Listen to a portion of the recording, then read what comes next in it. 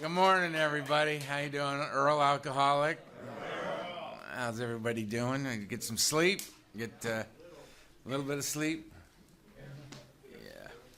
Woke up and there was snow on the ground. That was a pretty neat trick. I like that. The sound of that river, man, it's special. I consider us lucky. Until now. Here we go. So, a quick recap.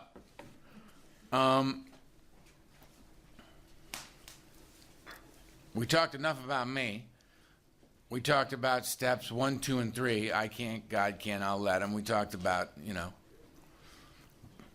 knowing what the problem is. Lack of power is my dilemma. I may be able to function in many other respects, but when it comes to the question of drinking, I'm off the chain. I can't tell you how much I'm going to drink or when I'm going to stop drinking. It gets me every time. I'm completely powerless over alcohol. So if powerlessness is my problem, what would my solution to that be? Step 2, that a power greater than myself could restore me to sanity, soundness of mind, relieve me of the obsession to drink. Because the thing is I'll just speak for myself, but I was able to quit drinking several times with the aid of restraints. I'd go, there was a little bootleg sanitarium in Hollywood, California, where you could go in and you had to know the guy who knew the guy who knew the guy who knew where it was this week, because the joint floated, because it was, we say, unlicensed. And you could go in and slap 150 cash on the table, and the nurse, in quotes, would take you in the room, throw you on a gurney, strap you down, and hydrate you, stick a needle in your arm and hydrate you, and let you rock for 72 hours. At the end of which, they'd sit you up and, how you doing? Regardless of your condition, I would say, fantastic. Up off the table and back out the door. Now, according to most, I'm now good to go. The alcohol's out of my system. Right? I'm still sick as a dog, but I'm free of the beast. The physical phenomenon of craving has, to some degree, been addressed. Right? I got a head start on this thing. I should be okay. But the thing is that I can stop with the assistance of 4-point restraints and a nurse, right? But I always start again. So, what could it be if the physical phenomenon of craving has been addressed? What could it be that would possibly cause somebody like me, with the information that I have, which is that every time I drink, it goes sideways. There are no exceptions at this point. When, I'm a late-stage chronic alcoholic at this point. Low bottom. I'm just a bottom feeder at this point. Why would I drink again? What would cause me to do that in the face of the information? And I remember this nurse saying to me one day, after about the 4th time in this detox, saying to me, now, Earl, you're alcoholic. Yes, ma'am. I mean, no hesitation whatsoever. I didn't need to think about it. Yep. You're not alcoholic. Now, for you to drink's flat out crazy, boy. Yes, ma'am. Got no argument from me. She goes, so now you're going to be a good boy and you're not going to drink or use anymore, are you now? I say, no. Not an idiot. And that night, I'm sitting there completely hammered, vaguely recall that conversation with that nurse just hours ago. Thinking, I'm not an idiot. And here I am, man. Like on an automatic pilot. That whatever conversation I'm going on in my head that says something to the contrary is irrelevant. I'm going to go get drunk. That's what I do. So I have to recognize that it's more than just the physical component. The physical component is real. It's an unavoidable aspect of my alcoholism. But the obsession of the mind is the greater aspect of my disease. It's the thing that makes it impossible for me to stay stopped. It's the thing that always brings that back to me, that the like I said yesterday, the persistence of this illusion, this belief in a lie, that I can drink like a normal man is astonishing. And that many of us pursue it to the gates of insanity and death. And I constantly have to be reminded. I don't object to the repetition of Alcoholics Anonymous. I welcome it. Because I have a tendency to look around rooms like this and I've spent the last 38 years looking at sober men and women. They're members of Alcoholics Anonymous, that managed, some would say by the grace of God, others got their own opinions, everybody's welcome to their opinion, but they're here. So they have somehow managed to find and maintain sobriety. And I get used to looking at you guys out. I have to remember this is the tip of the iceberg when it comes to alcoholism. We are the very, very, very fortunate few. That far more of us still today, with all the information we have, with all the support we have, most people who contract alcoholism die in some way as a direct result of that illness. Now, the death certificate might say coronary, might say esophageal varices, might say liver disease, it might say blunt trauma, car accident, It might say a lot of things, but we know what's underneath that. Guys in prison, brothers and sisters, in there doing time. What percentage do you think, when asked the question, were you impaired by alcohol and or drugs at the time you committed this crime? What percentage do you think of those people does the hand go up? One guy said 80, and he hit it right on the nose. It's about 80%, right? I mean, this thing's a beast, right? So I don't mind being reminded how fortunate I am, how lucky I am, that I'm not dead and buried long ago. When people say, hey, you remember that guy Earl? I'm like, who? Oh, you mean that guy who absolutely was a waste of space? That guy that never did anything. That guy that never accomplished anything. That guy that just disappointed anyone who ever took the time to get to know him. You mean that guy? Yeah, that guy. Right. And that is my story. And it's because of this. So when I look at step 2, have I come to believe? Yeah, I have.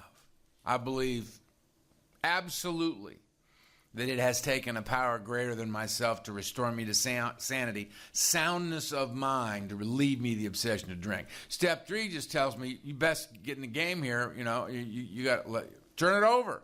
If you're not the boss, give it to the boss. Right? So get out on my knees and just help. Say the 3rd step prayer, get back up on the couch. If you'll notice, you can do the steps. I can take this book, go in my house, and sit on the couch and start reading. That seems pretty clear. Doctors, I always had to have this joke in the front of my book. It's my favorite alcoholic joke of all time. You can see it. It's just 3 frames, and it's 2 stick figure guys talking. Right? One of them got a bottle. The guy at the bottle says, I think you should quit drinking. Guy with the bottle replies, I think you should shut the fuck up.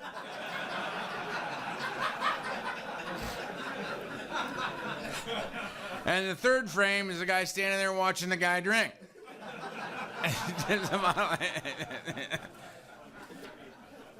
My favorite joke ever. It's just very few words. There's not a waste. It's a perfect joke. There's not a wasted word in there, and it tells you everything you need to know about alcoholism. Right there, right? I think you're an alcoholic. What's your point?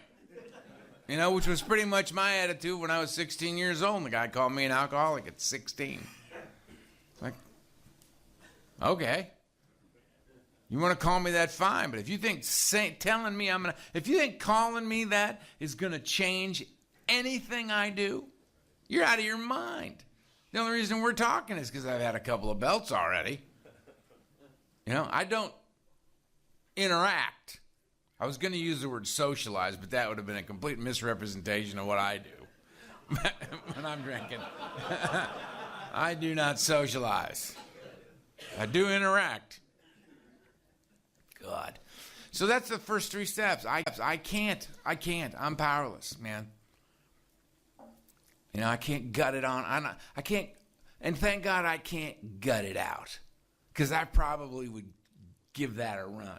You know, to gut it out, to lead that miserable, gnarled up, mean-spirited, clenched fist, sour stomach, growling, cursing, suck it up, get on through kind of life. Sounds like a lot of fun, huh? Yeah, give me some of that. That sounds like a great way to spend one day. Just all twisted up and hateful, right? Oh, that's not what's happening. You know, we learn in here how to be strong enough to be gentle with ourselves and gentle with other people. Ours is a code of love and tolerance toward others. And tolerance. They knew who they were talking to. The rest of the world can run around, it's love, buddy. Love. You got to love. Absolutely agree. However, if you be alcoholic, love and tolerance, because we are incredibly intolerant of ourselves and as a result of other people as well. It's a rough ride. So I need to be reminded of that constantly. Now it says right in the book, it tells me, and again, I'm all about the experience. It's about creating an experience, a sense of how one might live, a feeling of the things that I'm shooting for, like connectedness, like an awareness. As it says in the back of the book, and I think the second appendice of spiritual experience talks about the educational varieties, the kind for most of us. Some get the lightning bolt through the window, others and it doesn't, one's no better than the other. How you get, the idea is just get there. Right? And this is the path that gets me towards a complete transformation of how I experience life on life's terms and accept that as opposed to life on my terms. But it tells me in the book that I must immediately embark upon a plan of rigorous action, that I got to get busy. Now, I've been sitting on the couch at home reading the steps. I read Doctor's opinion okay, that's pretty clear. That was very helpful. Glad that guy showed up. Then, problem. Yep, that's part of, it's a problem. That's it, all right. That's the problem. Clear as a bell. That fits. There are no exceptions in my life. Everything that in that says this is the problem, every day of my life is evidence to that fact. There it is. Now, on step 2, solution. Yep, gonna have to be that. I've tried everything I know. I guess I'm gonna have to look for something outside of self. Yep, I'm with you. I haven't got up off the couch. I'm just reading and agreeing. Step 3 says, got down on my knees, right? Third step, prayer. Meant it to the best of my ability. There's some grumbling involved on my way down to the prayer. And there was some grumbling on the way back up from it. I'm not going to lie to you, right? But I said that prayer, and I'm in. I'm willing. I am on my knees. I am physically on my knees. And I got back up on the couch. And it says, now we got to get busy. I thought I was. I thought, what do you mean? Start. I started. Right? And it says 4 through 9, the action plan, as some call it. Okay, so what's the action plan? Well, this is when it gets interesting to me, is it talks about 4 and 5, 6 and 7, and 8 and 9. Let's just start with 4 and 5. It tells me that I got to do this inventory, that it needs to be fearless. The word moral is in there. I winced. I thought, uh-oh. More is about to be revealed, and it ain't going to look good. This is not where I'm not shining on this part, I don't think, right?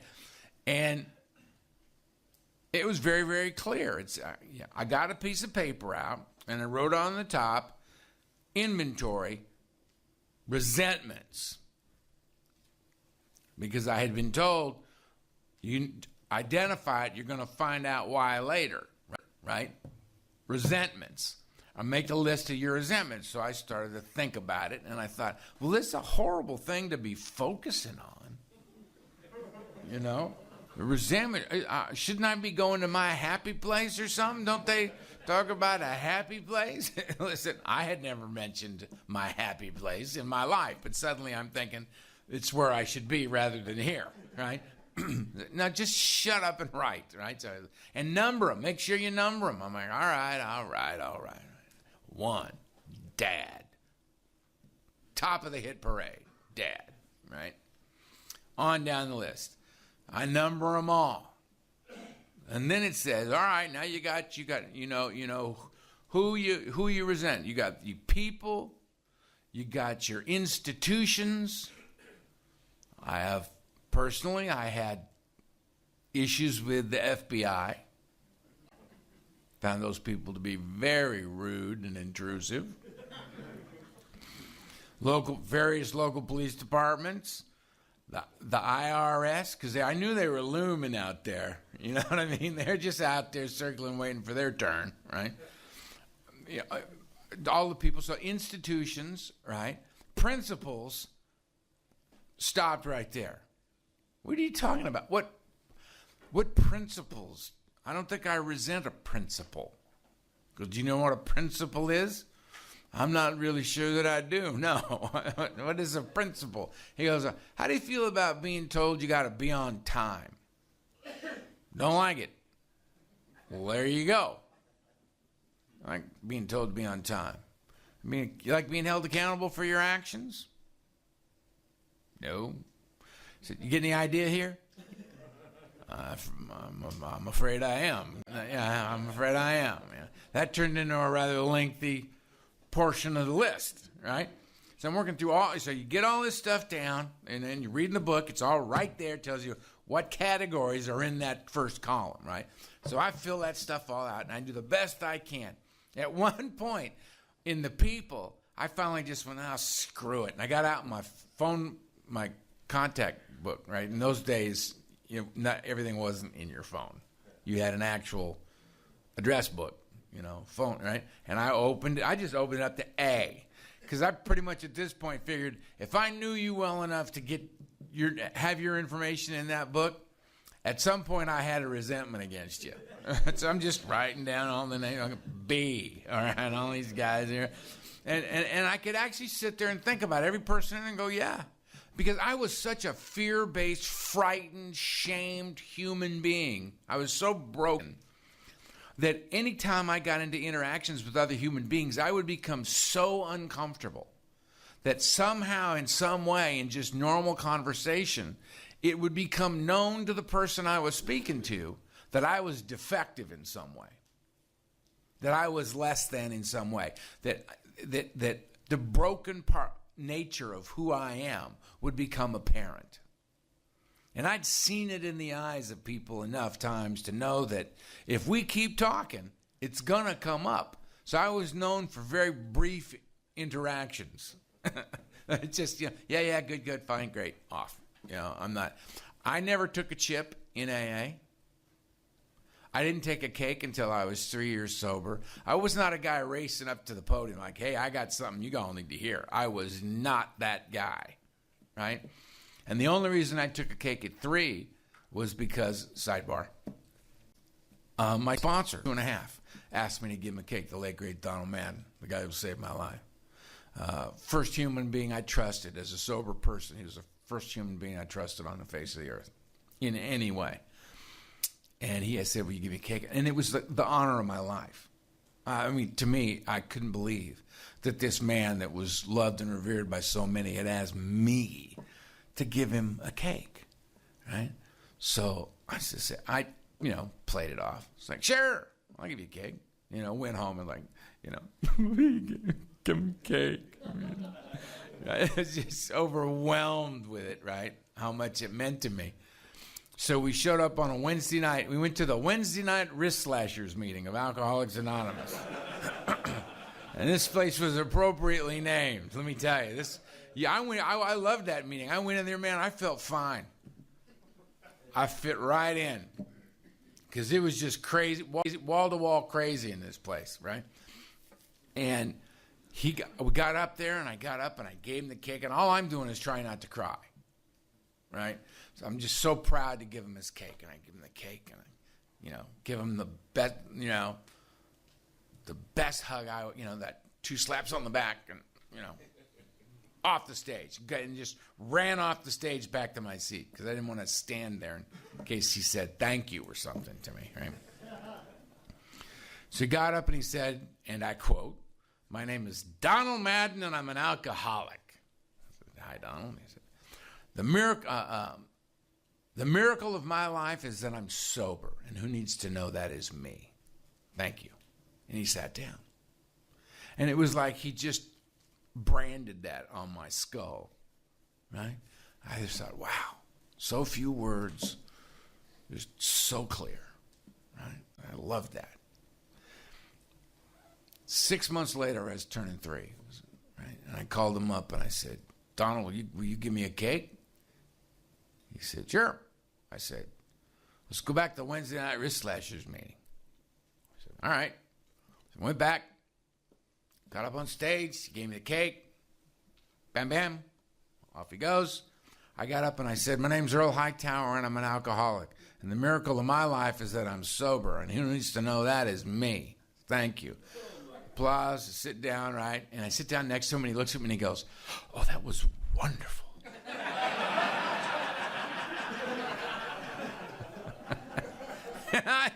I said, "You said that 6 months ago, buddy." And he goes, "Oh, well, of course I did."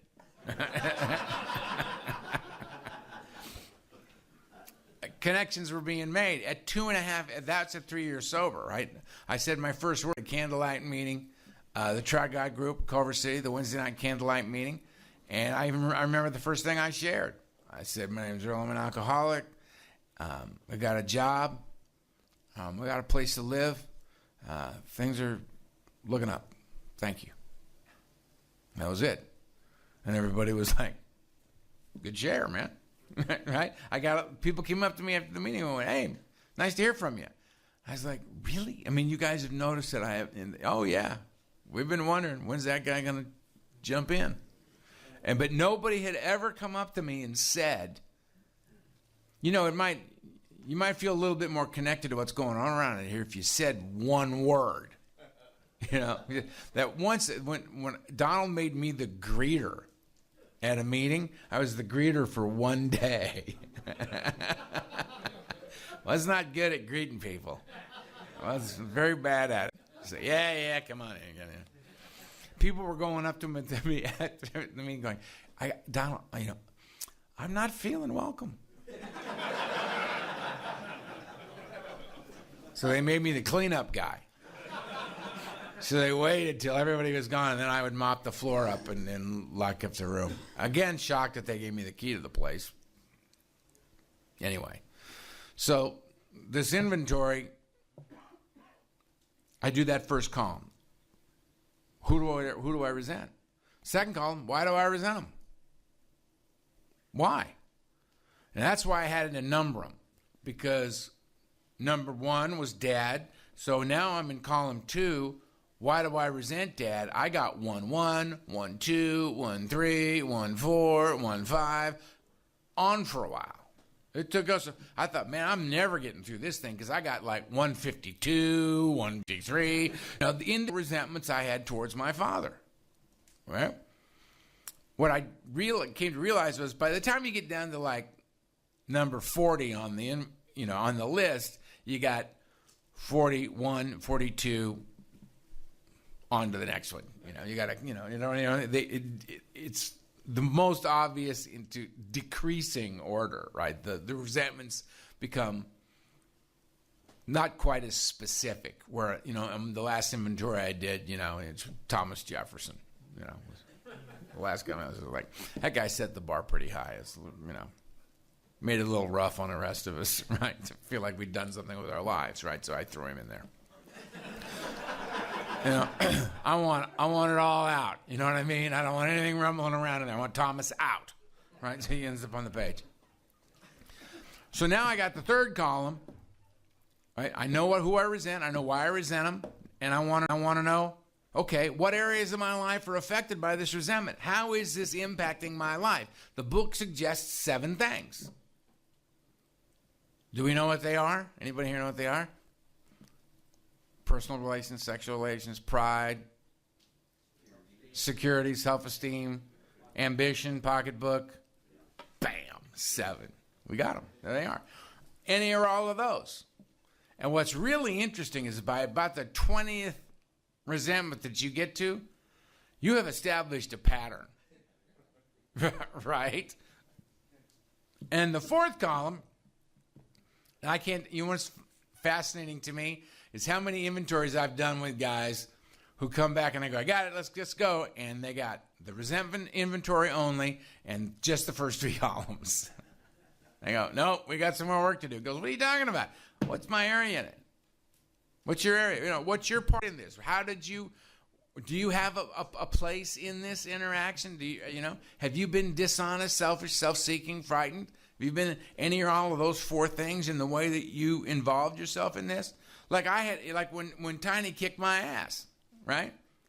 Did I have a part in that? Of course I did. Of course I did. I could have made that so much less than it was. But fear took over. I don't think I had a single resentment in my inventory that didn't have fear as a part in it for me. Self-centered. And in the 12 and 12, it talks about self-centered fear is the chief activator of all our defects of character. We're afraid that we're going to lose what we have or we're not going to get what we want. Rejection and abandonment. And that really messed up my game. Just that couple of sentences really messed my game up. Because I hide behind a wall of fear. You come at me in a way that frightens me in any way, shape, or form. The fear wall goes up, and I just start lobbing stuff over the wall until you go away. Right? Something's going to stick sooner or later. Even if it's just simply you deciding, well, this is just going nowhere, and walk away, right? Whatever I can get you to go away. But if you pull it all down to all the fear that I have is just 2 things. Resentment and rejection and abandonment, that I'm going to lose what I have or I'm not going to get what I want, right? When you frighten me, I just, and I throw up my old walls gone, just these 2 little things just hit the ground between you and me, and we're still standing there looking at each other. I got to deal with what's real now. It's amazing how this process, it looks like it's just words on a page. It's not. The big book comes alive if you try to implement the principles that are placed before us, right? So I do that resentment inventory. I got 4 columns: who I resent, why I resent them, areas of my life being affected by it, and what my part in that might be. And I write that down in black and white, which it suggests in the book that I write it down in black and white. What is my part? How does this fear manifest in this particular case? I set that aside, and I go on. I got 2 more inventories to do. Anybody know what they are? Fear and sex, right? They're a little bit different, but it's still 4 columns. It's essentially the same part in it. In one of them, I'll let you guys decide when you look in your own books. One of them, it suggests, how would you do it differently?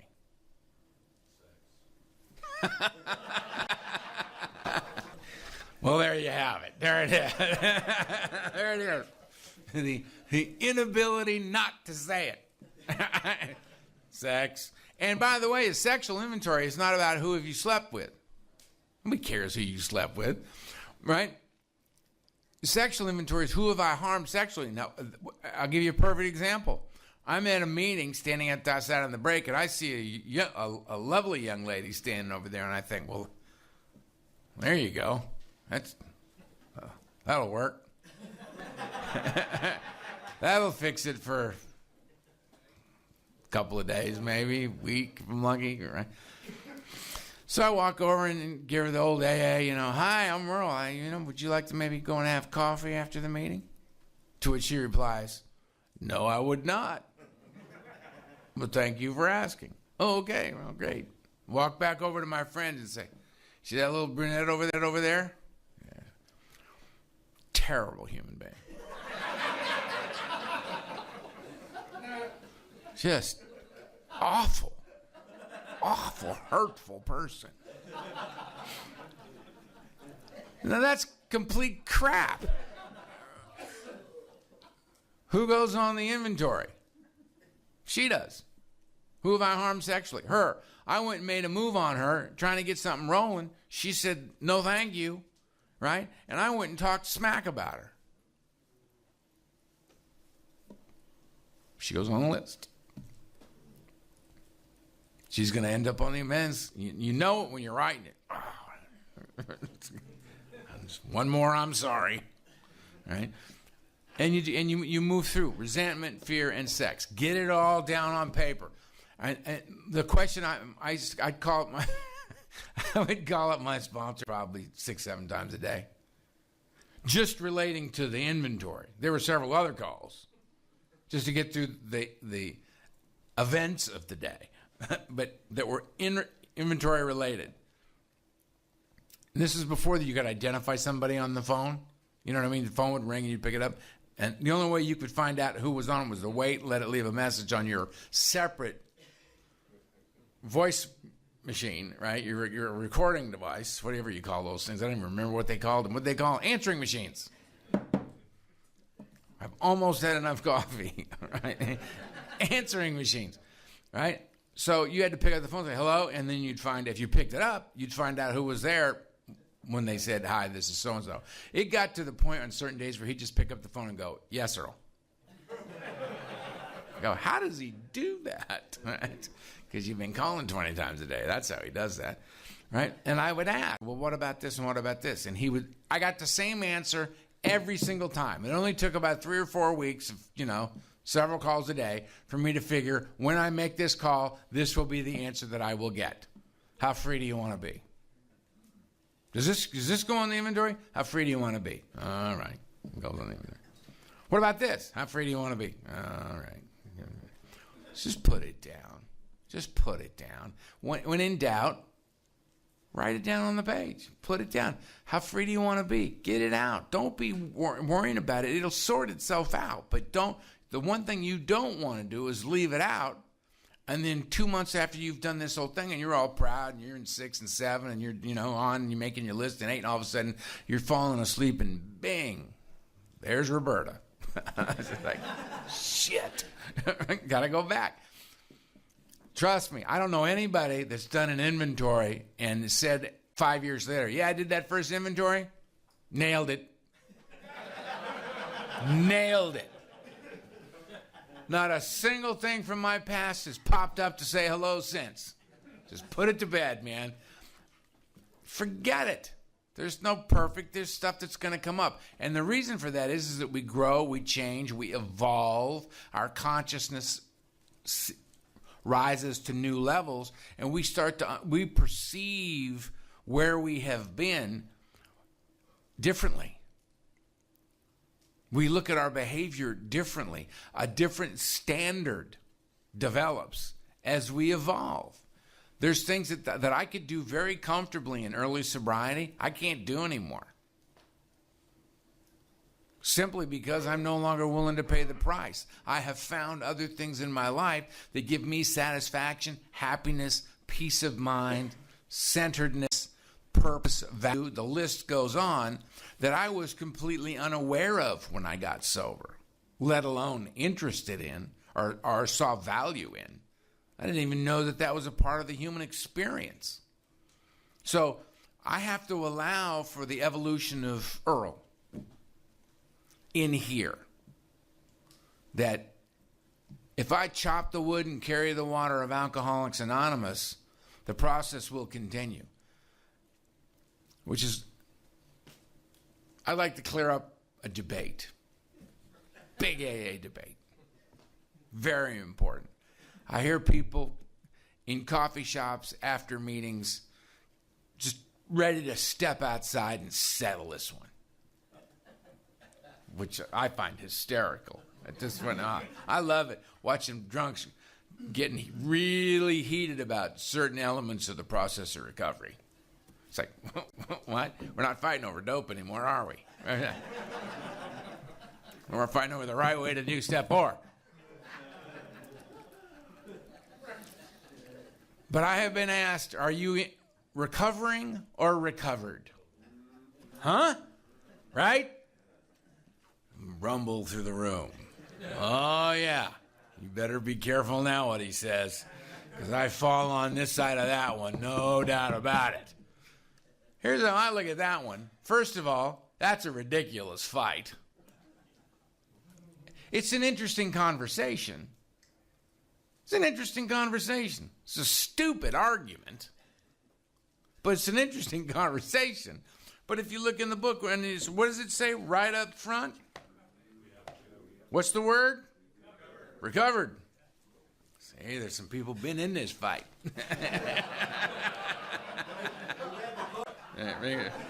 Some people, he goes, hey, I just read the book, buddy. I wasn't in a fight. Don't start one with me now. Yeah, it's I got a 3rd edition here. Sorry, I'm not up to speed. I got a 4th in my room though, in case there are some people, you know. Somebody wanted to get in a beef about that. I brought both. Yeah, it's just right under Alcoholics Anonymous. There's the title with a line right beneath that. How many thousands of men and women have recovered from alcoholism? Which suggests to me that they no longer suffer from the disease of alcoholism. That it's become, having worked the 12 steps, as it says in the book, has become a non-issue. Wouldn't drink even if they could. People ask me about the section where it says, science, may one day accomplish this, develop a pill where we could drink like normal men. Science may one day accomplish this, but it hasn't done so yet. Well, they seem to think right about now they're getting pretty close to making it possible for us to, one, be identified as alcoholics long before we take the first drink due to our genetic mapping. And if we aren't, that they can give us medication where we'll be able to drink like normal men. Here's my thought on all that.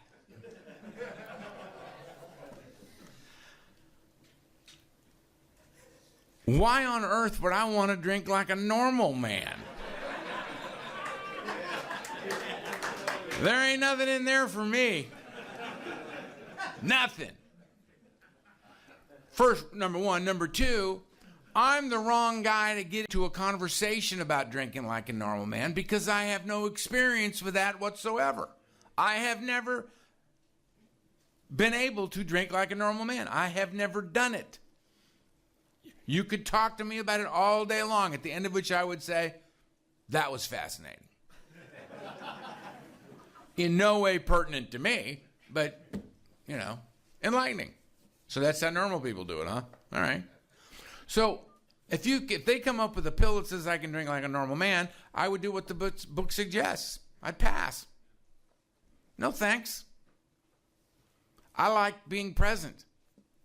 Now, I know this. If you take alcohol and put it in a human, it has an effect on that human. Normal, alcoholic, crazy, sane, it doesn't make any difference. You put alcohol, it's a drug, a very, very powerful drug, alcohol. You put that in a human being, alters their consciousness. For us, that's the point. I don't know what their point is. I don't. I think it's to stick their little toe in the pool that we swim in. That we do the deep dive in, right? I think.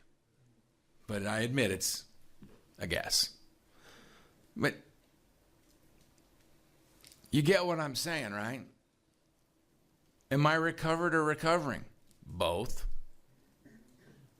I'm recovered in the sense that I have worked the 12 steps of Alcoholics Anonymous, and I no longer suffer from alcoholism. I recoil from it as if from a hot flame. It's a non-issue for me. I wouldn't drink even if I could. I have recovered. I am also recovering in that, as I chop the wood and carry the water of Alcoholics Anonymous, more and more and more, I become a little bit closer to functioning like that river does outside. I'm water over a rock. The water wins. Always. It's slow. It's imperceptible, but it's there. It's happening, right? That slowly there's change. Slowly there's growth.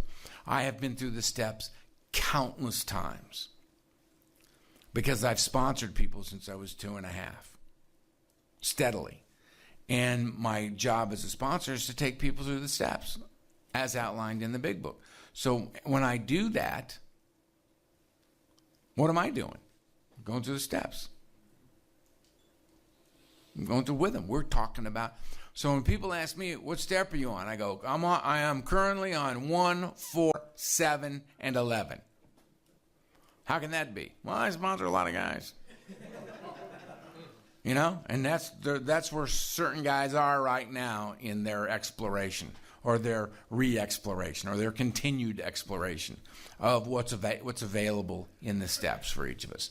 And we all change and we all grow every single time. Right? It's like that old Zen saying, you can't step in the same river twice. You step in the river, you changed it. You turn around, that river that you had never been stepped in by you, that you turn around and face to cross again, is different now because you have stepped in it. And you step in it again, it's different yet again.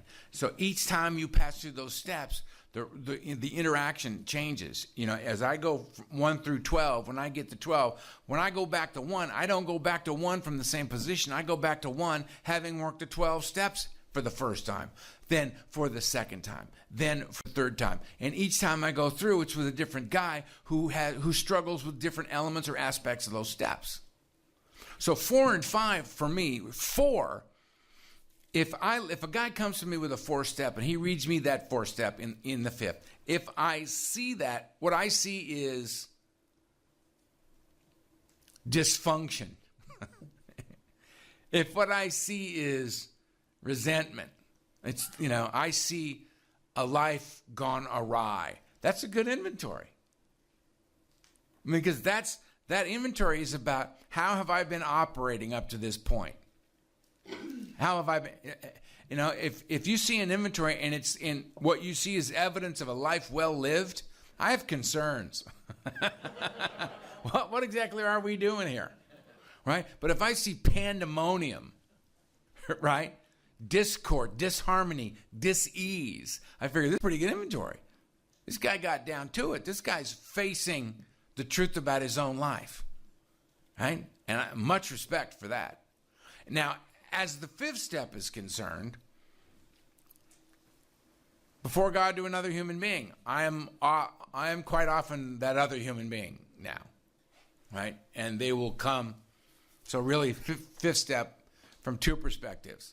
One, when reading my 4th step to somebody else, I stick to reading what I have written. I don't read and then go, well, what I really meant by that was, and then go off on some, you know, heinous monologue about whatever, right? Stick to the page. I read what I have written down. I read it. Now, I write it in columns, and I read it in rows. Right? So I read 1, dad, 1, this, areas of my life affected, my part. 1, 2, this, areas of my life affected, my part. Until I'm all done with 1. Then I go to 2, and I read them across. Then I go to 3 and read them across. So I write it in rows, and I read it. I write it in columns, and I read it in rows across. Right? I don't know how else to say that. I write it vertically. I read it horizontally. If anybody else has got a new way to say that, write it down and let me know at the break. I'll add it. And then the only time I stop is if my sponsor tells me to stop at some point. He says, stop. I go, oh, he's got something he wants to talk to me about in that respect. So I do it. I do what he says. Whomever I'm reading this to, I let them guide me through the process. My job is to read what I have written. When I listen to an inventory, the only time I'll stop a guy is if he's clearly left something out, like a column or something that he's mentioned that I know to be quite a dramatic element, where he's asked me to sponsor him, and the first thing he said was, look, my biggest secret is, boom. And I'm going to get that out with you right out of the gate. And I go, cool. Let's see if we can't fold that into an inventory, and we'll get to work on it. But let's start at 1 and make sure we roll into 4, having, properly established problem, solution, decision to do something about it. Let's just do it, Nobody's here we're not here to graduate. We're not on the clock. Let's just make sure we're covering all the bases. Got nothing to lose and everything to gain. Some guys will say, will you sponsor me? And they'll say, yeah, sure. Okay, let's please just read the doctor's opinion in the first 8 pages of Bill's story. Ask yourself, is this true for me? Do I identify with this? If you have any questions, write a question mark. Mark up your book. You got any questions? Something really hits you. It's like, wow, that gets me. Right, highlight it. If something's, no, right, no, break it down. And then we'll go, Ace goes, no, dude, man, I got 15 years clean. I go, congratulations. Now, when you're done with the doctor's opinion, the first 8 pages, and I say, well, why am I doing this? I say, well, you just asked me to sponsor you. And I think that is, you're asking a great deal of me. And if I'm going to accept, say, yes, I will sponsor you, then that's what I'm going to do. And our relationship is going to be based on and grounded in the 12 steps of Alcoholics Anonymous. So that every conversation that follows, we have that interaction between us to go back to. How do we use the information that you and I have been through together, these 12 steps? How do we use these as the foundation upon which we stand free men? How do we use the principles afoot in those steps to address this situation? So that if it's a good time, we maximize the fun, and if it's a bad time, we minimize the wreckage. How else can we do that if I'm making insane assumptions about you and the 12 steps? If I sponsor you, we do the steps together. The end. That's not a debate. That's a statement of fact. You can now say, I withdraw my request. You will not hurt my feelings. Believe me. It's not like I haven't sponsored a fella or two. You know what I mean? It's like, I feel pretty good about my commitment to Alcoholics Anonymous. Right? If you want to slide on off, feel free. No harm, no foul. All you're going to get is a smile and a hug from me the next time I see you. How you do? Hope hope it goes great for you, sincerely. But sponsorship means something very specific to me, and that's how it's going to be. So we're going to do this whole thing for real. And I guarantee you it'll be different than any time you've done it before. And not because there's anything special or unique about me, but because it'll be this time. That's what will make it unique and special for you. It's this time. Like people all the time say to me, I've been to treatment 15 times. Why should I go back to treatment? I said, well, I don't know, because maybe the 16th time is the time you get sober. Maybe that's the one that buys you the time, gets you far enough away from the drink, you can start coming to AA with the rest of us and be all right. I don't give a shit how you get here. There's people like, oh, it's $30,000 big book. Okay. Oh, yeah, all right. Yeah, fill in the blank. Yeah. If you're here, congratulations. I don't care how you got here at all. Just really glad you did. Right? The only thing that gets me is when people start making suggestions of where you're going to be able to go to maintain your recovery that doesn't work. And then they know it doesn't work. Why on earth would you say that to somebody? It's just unbelievable to me. Anyway, we won't get in. We'll get into that because I won't be able to avoid it, but we'll do it. We'll do it later. I'll show some restraint for a short period of time. So five,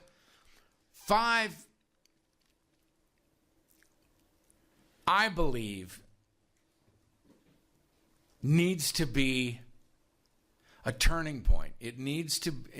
The idea for me as a sponsor or someone listening to somebody's four-step is to try to create an environment within which a man can put that stuff down, can read me that information and set it down. That this is now behind me. That I have acknowledged this. I have addressed this. I have owned before God and another human being. I have put this out into the world. This is not the weight that I carry anymore. I don't carry this weight anymore. This weight has been lifted off of me. That I have still work to be done, but that this is a big day. This is a very, very, very positive thing that has taken place. That this is not an exposure of shame. This is a declaration of esteem. Make sense? It's a declaration of esteem. It's saying, I'm worth this effort. I'm worth this.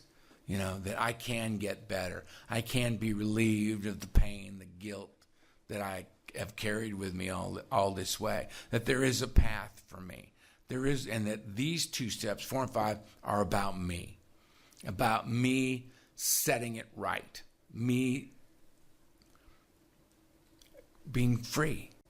Walking the earth a free man. That I am not a prisoner of my past. Now, I'm not ignoring it. I'm not walking away from it. I'm addressing it. I am standing and facing my actions, what I have done, who I have been, how I have conducted myself.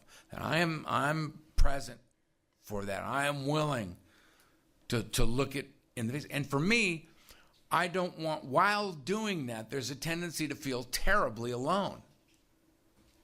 You're sitting there all alone, giving it up, man. I mean, giving up the dark stuff, giving up the horrible decisions, the bad ideas, right? The actions that just make you hang your head, that you're ashamed. And there's this person that you want in your life, this person that you've chosen to guide you, direct you, lead you, and you want their love, you want their respect, you want them to see you as worth the effort. And here you are pointing out absolutely the worst aspects of your life and the things that you've done to them, right?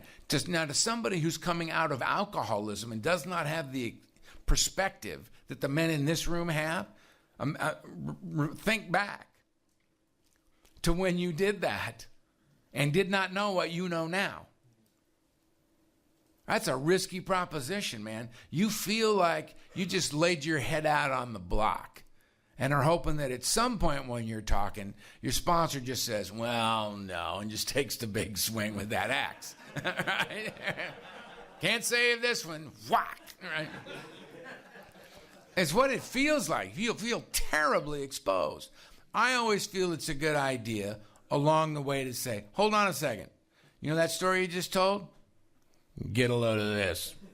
And then tell them one of my own. Or alike. You're not different than me. I'm not better than you.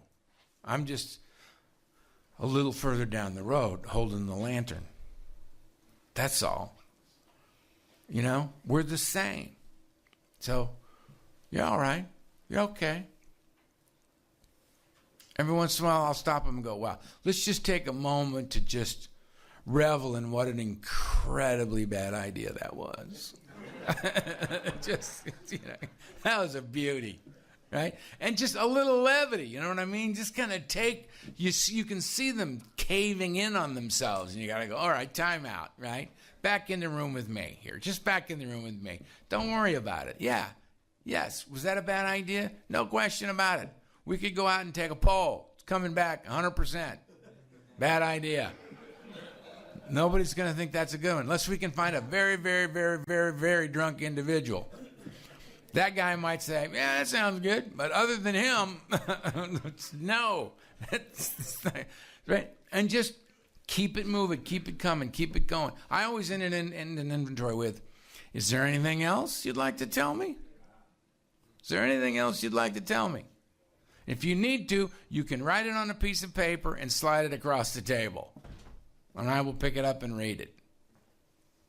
Now know that if you do it that way, I have it in writing.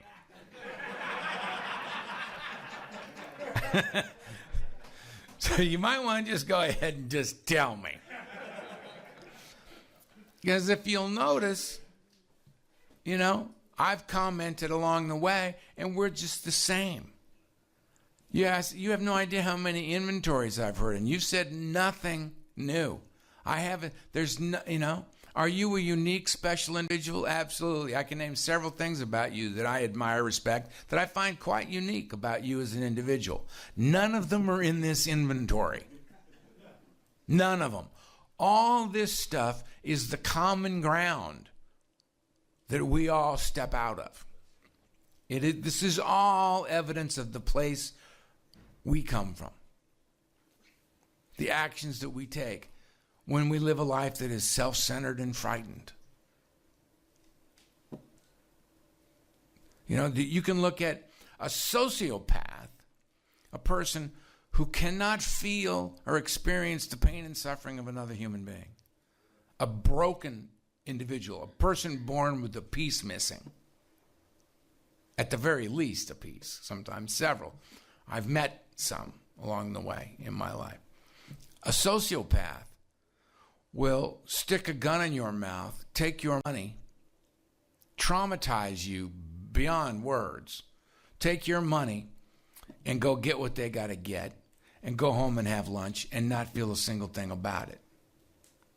We will stick a gun in your mouth, take your money, and go take that money and go get what we got to get with that money, and we will feel terrible about it. Tremendous remorse. It will fuel our using. We'll have to go get high just to smash down the feelings we have over what we just did to get the money to go get high. That's a vicious cycle, right? Now, on the surface, if you ask the victim in that crime the difference between a sociopath and an alcoholic, they say, I don't see any. But the truth is, the difference is significant. Is that we know it's wrong while we're doing it. That our core beliefs, our moral psychology, who we are as our sense of right and wrong is being overridden by something so powerful, it overrides our natural hierarchy of needs. Jesse and I were talking about Maslow's hierarchy of needs. Now, there's a trip. When you're rolling down a rainy highway in the dead of night in a state you've been in for 8 minutes, and you're driving with a guy who drives like he's a backwoods rum runner with the headlights off and the cops are right on our tail. The man's a maniac. I personally enjoy the way he drives.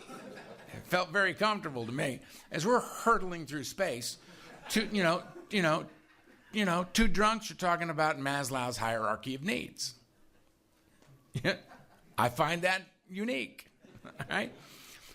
Number one in the hierarchy of needs is hunger, self-preservation. Self-preservation is the most important thing. That's why hunger is the strongest drive in you.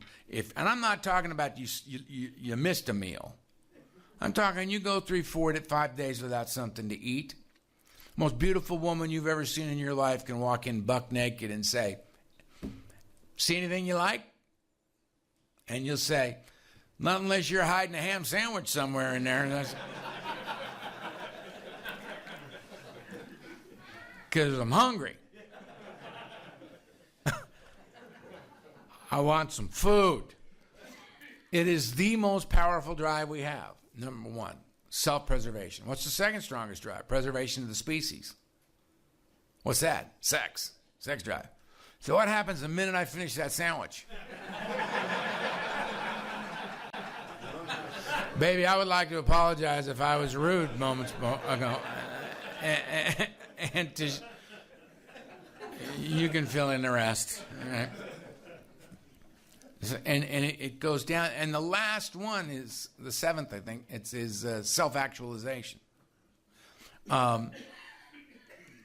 which is what we're trying to do. But what's interesting is that you can work all the way through those, right? Stay well fed, be getting all the sex you need, have a roof over your head, clothes on your back, sense of community, belonging, all that, all the way down to self-actualization. But the minute one or two stops showing up, you kick right back up there. Say, "Yeah, nice book. Yeah, love the principles, but excuse me, I need a burger. I gotta eat." It's how we're wired, right? And that Jesse and I were able to have that conversation, to me, suggested that a lot of work had been done prior to our being able to have that conversation, right? As a sponsor, as somebody who sponsors other men, and somebody who is currently sponsored. Also, no, I'm 38 years sober, and I have a sponsor that I check in with on a regular basis. And if that man tells me I need to shave my beard off, I'm going to shave it off. Not because it's got anything to do with his responsibility to me as a sponsor or my commitment to deferring to him as nothing to do with recovery. For me, I've been sober long enough and I've worked this process long enough to know that I am a willful, type A, dominant, defiant male. I don't like anybody telling me what to do, which makes me oftentimes unavailable for information that may be good for me. Because I don't like the guy who gave it to me or the way he gave it to me. So thank you for that information and kiss my ass. If he tells me to shave off my beard, my thinking will be, that's out of line, man. That's got nothing to do with your responsibility to me or mine to you. So I think we need to go get you checked. Wherever you take broken sponsors, we need to make an appointment. Because you've done it, you've crossed the line here. And I'm thinking that while I'm shaving off my beard. Because I just need to know. Now, let's be very clear. My sponsor has never asked me to do anything as stupid as that. Part of why I love him. He sticks to this.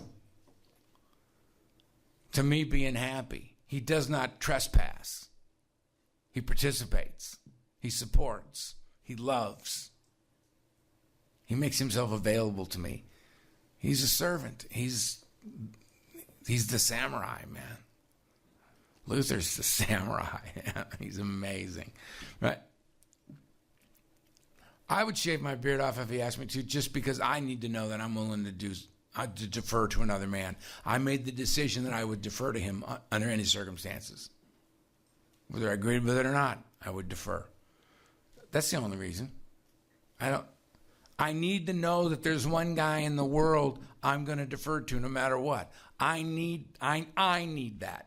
You may not need that. That may be ridiculous for you. It isn't for me because I lost so much. I've let so much pass me by in my life because I could not put my pride aside. Because I could not put my view, my self-will, my sense of right and wrong, my reasoning, my ethic. I couldn't put it aside and defer or open my mind up. I couldn't. The interesting thing about shaving off a beard is, you know what happens? If you don't do anything else, it just grows right back. It's a big deal. I'm going to make a stand. Right? I did that in the 60s with my hair. I got thrown out. Cut your hair. No, get out. Fine. Out the door. I already did that. It was pointless. So I think I covered 5, 4, and 5. Does that sound like I covered 4 and 5? Yeah. All right, so we're good on those. Is that what we're supposed to do this session? Who's keeping track of this shit?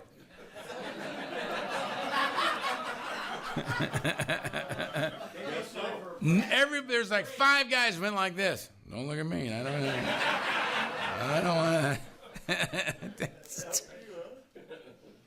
Yeah, we good? What time-wise we're about there, aren't we? Yeah. You're like 65 minutes in. You're good. I see no need to. Why mess with perfection? Let's have some coffee. All right, fellas. You guys got some info.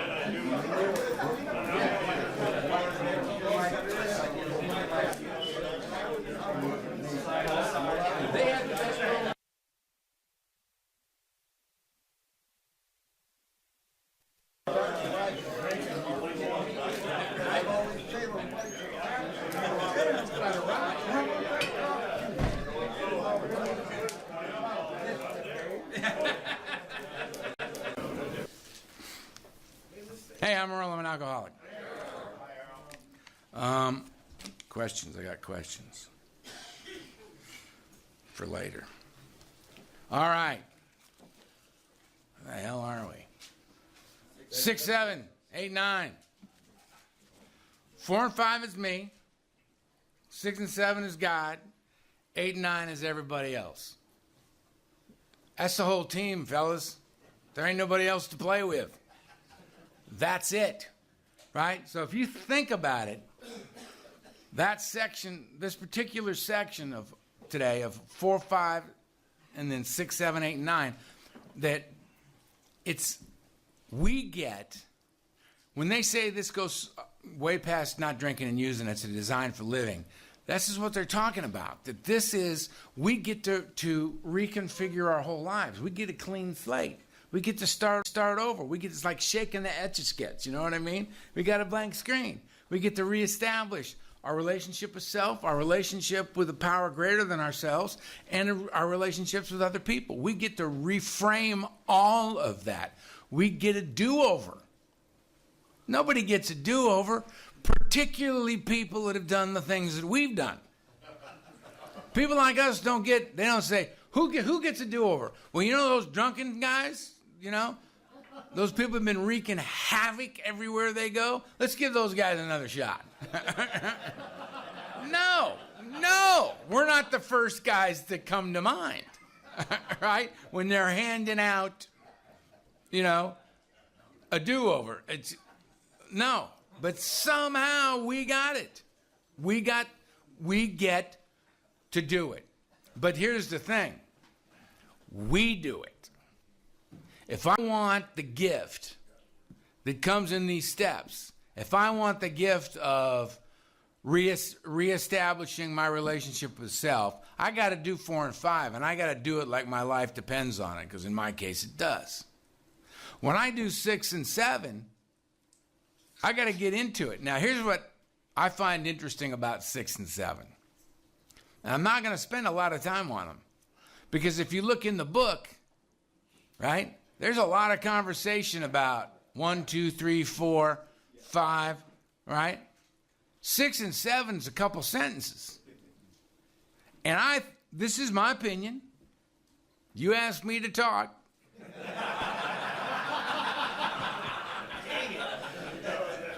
So you're stuck with this. This is my opinion. There's only 2 sentences on 6 and 7 because they know who's reading the book. They know we read ahead. They know we saw 9. We saw 9. We don't want anything to do with that. And 6 and 7 are just ethereal enough that we can hang out. Where are you, Earl? 6. Yeah, how long you been there? Oh, about 8, 9 years. I've been working on 6. You know. 6 and 7, man. Humbly. Yeah, humble. Just, I want to hang in there. That I'm going to ask God to remove the defects of character because I'll remove the wrong stuff. Right? It's me recognizing, acknowledging, incorporating that it isn't me. I'm not in church. God is. I just established that in the steps. That's all it is. It's take it. Now 6 and 7 scared me. Genuinely scared me because I thought if this stuff is like literal, if I ask God to remove my defects of character, there's going to be like this. It's going to be like a magic trick. You know what I mean? There's going to be this puff of smoke and some shoes there. It's like, where'd he go? Well, he asked him to take the defects. Apparently, that's all he was. That's where we were headed, man. You know what I mean? That I was going to be giving up more than I was going to be keeping, you know? And and it's interesting that it's when I did it, when I just said, take it, you know, I don't want to live like that anymore. Just take it, you know. And I knew because of an outside issue what it meant to struggle sober, you know, that, you know, getting sober didn't fix every problem I had. Fixed one for sure. And none of the others were going to get addressed if it didn't fix the drinking problem. I couldn't get at any of the other problems until I fixed the drinking problem. I tell people that all the time. They go, oh, what about this and this? And I go, look. I'll give you an example. Guy walks into an emergency room in a hospital. Just word salad. Psychotic. Just making no sense at all. Just mile a minute. Just crazy. Well, what's the matter with that guy? You know? They draw the blood on him. He tests positive for cocaine. What do you got here? Do you got a self-medicating mental health patient? Or do you have a cocaine-induced psychosis? Which is it? How do you find out what it is? Simple. Sober him up. Just wait. Wait till the cocaine flushes out of his system. If he gets better, probably cocaine induced. If he gets worse, probably he was self-medicating a psychiatric issue, right? But you can't figure out until you clean them up. And it's the same with us. I come running into a hospital shrieking and ranting and raving and, you know, dukes are up and let's play, you know. And I just sober them up and let's see what we got. And that's what happened to me when I got sober. They sobered me up and found out, oh, there seemed to be some additional issues with this one. You know, and I did what the book said. I sought outside help for those things, right? But, and as you peel away the dis-ease, the disease, the dysfunction, the problem areas. You start to address this stuff, and you just get back to Earl, or you just get back to whoever you are. You get back to just the man, right? This decision that I've made, ask God to remove the defects of character, I start to see that it's been at play, it's been at work, that this process has been, because I've demonstrated by humbly asking God to remove my defects of character, humility being, in my mind, the willingness to learn, that I'm open to a new understanding. Because some of these defects, these things can run deep. You can't imagine life without certain things. You can't imagine functioning differently than you do. You just can't imagine it. Can't imagine it. And then but slowly over time, a new understanding comes, as we move forward in this process. As we continued, we just think we're chopping the wood and carrying the water. What are you doing, Earl? Well, I'm going to regular meetings regularly because I'm anonymous out there, but I'm not in here. I'm getting known in here. I talk to my sponsor on a regular basis. I'm going through the steps, and I'm being of service to other guys, taking them through the steps. So I'm staying close to my community, and I'm staying close to my program. And that's just what I do. While I've done that, a whole life has grown up around me. Because without realizing it, I've positioned myself to allow for that to occur.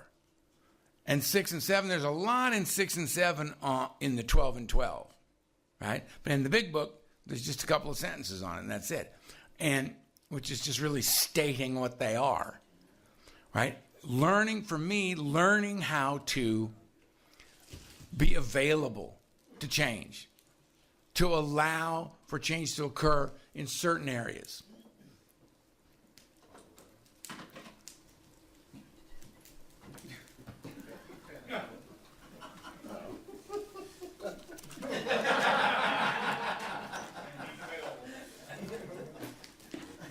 That's some service, thank you. Oh, yeah. You get it. You understand what I'm talking about, don't you? You think you're standing still, but you're not standing still. You think you're just doing the same thing over and over and over again, but you're not. You've humbly asked God to remove the defects of character that, it's not snapping your fingers and everything changes. It's like saying, okay, allow go ahead. Go ahead. All right? I'll try to pay attention and notice when I need to make a move. When you make it clear that I need to make a move. And you just go forward and allow the process to begin. That I believe 6 and 7 to be it's an unfolding. It's in that, the relationship of the power greater than myself. It's an unfolding. It grows, it changes, it matures, it deepens, it becomes something that I